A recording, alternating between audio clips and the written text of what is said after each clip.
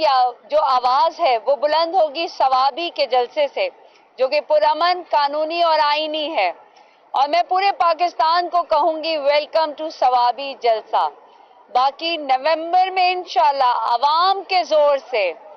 عمران خان آپ کی بھرپور کوششوں کے بعد آئیں گے، اور جہاں تک لوگ یہ کہتے ہیں کہ ہم لا قانونیت کریں گے یا دوبارہ سے پرچے کریں گے اور اس قسم کی جو بھی قیاسرائیاں ہو رہی ہیں، آپ یہ مان لیں کہ عوام کی طاقت عمران خان کے ساتھ ہے، اور عمران خان کی طاقت پاکستان کے بعد پاکستان تحریک انصاف اور اپنی عوام کے ساتھ ہے۔ پاکستان کے کارکنان ہر جگہ سے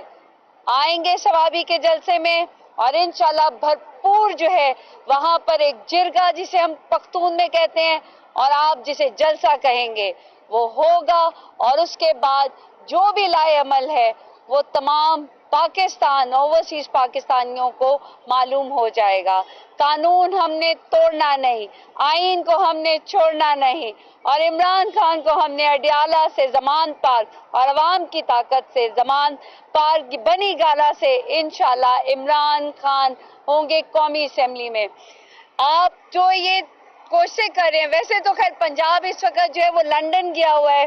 اور مختلف جگہوں پہ گیا ہوا ہے، لیکن پورا پاکستان انشاءاللہ خیبر پختونخوا کے جلسے جو کہ ثوابی کے مقام پر ہے وہاں آئے گا، اور اس کے بعد اڈیالہ جیل سے اٹھی ہوئی آواز جو عمران خان کی اور عوام کی ہے وہ عمران خان کو بنی گالہ اور بنی گالہ سے قومی اسمبلی میں لے کے جائے گی۔ کل آپ سب کا انتظار رہے گا، اور یہاں کا موسم بدلنے والا ہے۔ نومبر میں عمران خان انشاءاللہ عوام کی زور سے، عوام کی آواز سے، عوام کی طاقت سے، آئین اور قانون سے باہر آنے والے ہیں۔ عمران خان